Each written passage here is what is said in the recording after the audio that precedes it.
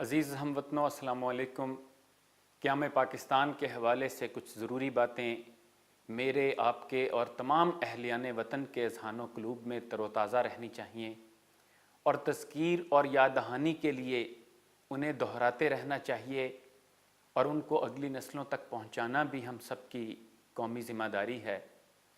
اور اس میں سب سے اہم بات یہ ہے کہ یہ وطن، یہ مملکت خداداد پاکستان ہمارے لیے اللہ کا ایسا ہی انعام ہے جیسا انعام جنگ بدر کے بعد ریاست مدینہ کی صورت میں اہل ایمان کو عطا کیا گیا تھا، اور اس کی اہمیت کا احساس دلاتے ہوئے انہیں بتایا گیا تھا کہ یاد کرو وہ وقت جب تم تھوڑے تھے، تمہیں زمین میں بے زور سمجھا جاتا تھا، تم ڈرتے رہتے تھے کہ کہیں لوگ تمہیں مٹا نہ دیں، پھر اللہ نے تم کو جائے پناہ مہیا کر دی اور اپنی مدد سے تمہارے ہاتھ مضبوط کیے اور تمہیں اچھا رزق پہنچایا، شاید کہ تم شکر گزار بنو۔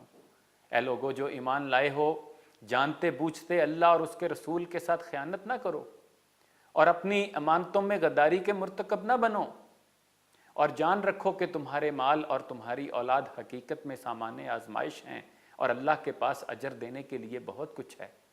اے لوگو جو ایمان لائے ہو، اگر تم خدا خوفی اختیار کرو گے تو اللہ تمہارے لیے کامیابی کی کسوٹی بہم پہنچا دے گا،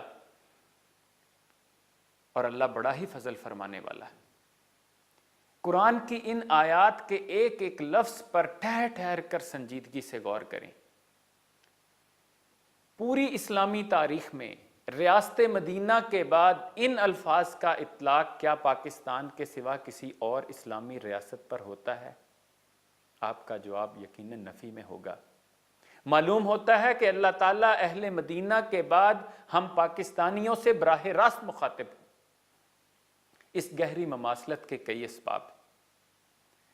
ریاست مدینہ کے تشکیلی مراحل کی طرح پاکستان کے تشکیلی مراحل میں بھی کلمہ طیبہ کی بنیاد پر پہلے ایک جداگانہ قوم کی تخلیق ہوئی، پھر ایک طرف کفار اور مشرکین کے مظالم اور دوسری طرف اہل ایمان کی عظیمت اور استقامت کی آزمائش کا سلسلہ شروع ہوا۔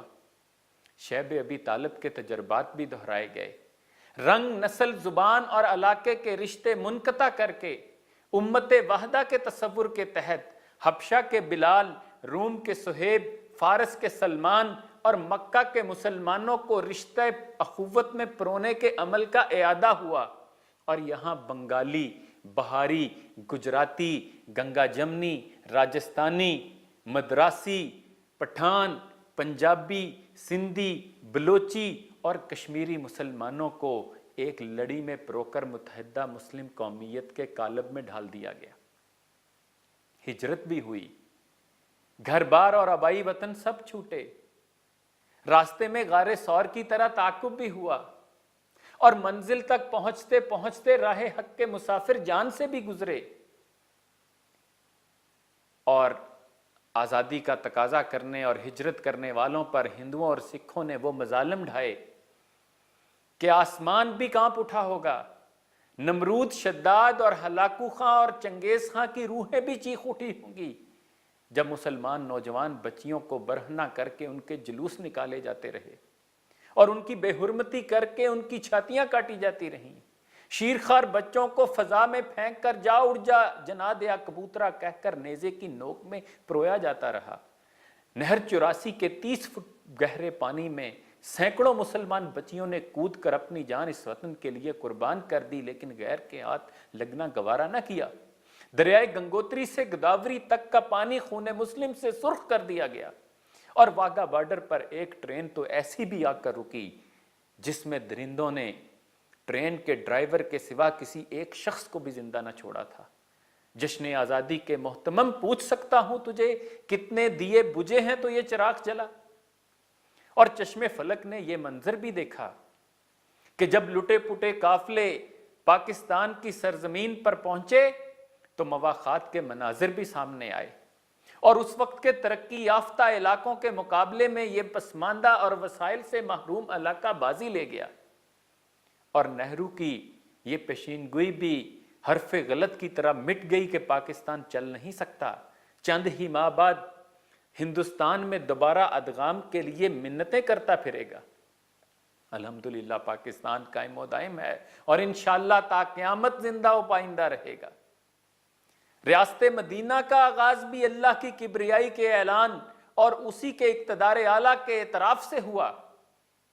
یہاں بھی کاروان ملت قرارداد مقاصد کی منظوری سے زیادہ پیما ہوا، مگر جس طرح وہاں آغاز ہی میں عبداللہ بن ابی کی منافقت سامنے آئی اور کچھ اہل ایمان بھی اس کی زد میں آئے، یہاں بھی قائد اعظم یہ کہنے پر مجبور ہوئے کہ میری جیب میں کھوٹے سکوں کے سوا کچھ نہیں، اور انہی کھوٹے سکوں کے تسلسل نے آج پاکستان کو اس حال تک لا کھڑا کیا۔ قدم قدم کتنے زخم کھا کر وفا ہوئی کامیاب، لیکن وفا کا پایا صلہ جو ہم نے وہ بے وفاؤں کے کام آیا۔ ہمارے پاس اب دھرا ہی کیا ہے، نہ رخت جادہ نہ زاد منزل، جو رہزنوں سے بچا لیا تھا وہ رہنماؤں کے کام آیا۔ اے اہل پاکستان، اپنے گریبانوں میں جھانکیے، کیا ہم جانتے بوجھتے اللہ اور اس کے رسول کے ساتھ خیانت نہیں کر رہے؟ احکام قرآن و سنت سے واقفیت کے باوجود ان سے روگردانی کے مرتکب نہیں ہو رہے؟ اللہ تعالیٰ کی اپنے بندوں کے لیے دی گئی ان نعمتوں، یہ اقتدار، یہ اختیار اور ان اسباب و وسائل کے معاملے میں کھلی خیانت کے مرتکب نہیں ہو رہے؟ آج جناح اور اقبال اور تحریک پاکستان کے شہداء کی روحیں یہ سوال کرتی ہیں کہ تمہارا تصور قومیت کہاں گیا؟ تم جن عصبیتوں سے اوپر اٹھے تھے انہی کی دلدل میں کیوں غرق ہو گئے؟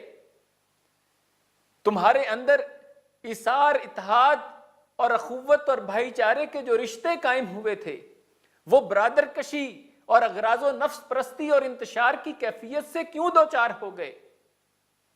تم نے اقبال کا یہ درس کیوں کر بھلا دیا کہ منفعت ایک ہے اس قوم کی، نقصان بھی ایک ہی سب کا نبی، دین بھی ایمان بھی ایک، حرم پاک بھی، اللہ بھی، قرآن بھی ایک، کچھ بڑی بات تھی ہوتے جو مسلمان بھی ایک، فرقہ بندی ہے کہیں اور کہیں ذاتیں ہیں، کیا زمانے میں پنپنے کی یہی باتیں ہیں؟ تمہاری قیادت اعلیٰ علم اور اعلیٰ اخلاق سے عاری ہو کر تنگ نظری اور پستی کے گھڑے میں کیوں جا گری؟ اسلام کی یہ تجربہ گاہ سوشلزم اور الحاد کی تجربہ گاہ کیوں بن گئی؟ تمہارے اندر خوشحالی کے جزیرے اور افلاس کے سمندر کیوں کر نمودار ہوئے؟ معاشی عدل کے وعدے کہاں گئے؟ معاشرتی عدل و مساوات کے خواب کیوں کر شرمندہ تعبیر نہ ہو سکے؟ جس انگریز کو تم نے میدان سیاست میں شکست دی تھی اسی کی تہذیب اور زبان سے کیوں مار کھا گئے؟ تمہاری قومی زبان کا کیا ہوا؟ کیا وہ دور غلامی سے بھی بدتر حالت کو نہیں پہنچ گئی؟ تمہاری تعلیم قومی سطح پر محدود و مفقود ہو گئی۔ تم اپنے بچوں کو ایک ہی نصاب کے تحت اور ایک ہی درسگاہ کی چھت کے نیچے تعلیم دینے سے کیوں گریزاں رہے؟ تمہارے دل امیدوں سے خالی اور خوف سے کیوں بھر گئے؟ پاکستان کو بنے عشرے بیت گئے، تم آج بھی آئی ایم ایف اور ورلڈ بینک کے قرضوں کے بغیر سر اٹھا کر جینے کے قابل کیوں نہ ہو سکے؟ اقبال کا یہ درس کیوں کر بھلا دیا کہ نگاہ فقر میں شان سکندری کیا ہے؟ خراج کی جو گدا ہو وہ کیسری کیا ہے؟ کسے نہیں ہے تمنا سروری لیکن خودی کی موت ہو جس میں وہ سروری کیا ہے؟ بتوں سے تجھ کو امیدیں، خدا سے نو امیدی، مجھے بتا تو صحیح اور کافری کیا ہے؟ اہل پاکستان، خدا را اس خواب غفلت سے نکلیے، اس بے عملی سے باہر آئیے، میدان عمل میں کود جائیے، اپنے آپ کو پہچانیے اور اقبال کا یہ درس یاد کیجئے کہ عقل ہے تیری سپر، عشق ہے شمشیر تیری، میرے درویش خلافت ہے جہانگیر تیری، ماں سوا اللہ کے آگ ہے تکبیر تیری، تو مسلمان ہو تو تقدیر ہے تدبیر تیری، کی محمد سے وفا تو نے تو ہم تیرے ہیں، یہ جہاں چیز ہے کیا لوح و قلم تیرے ہیں۔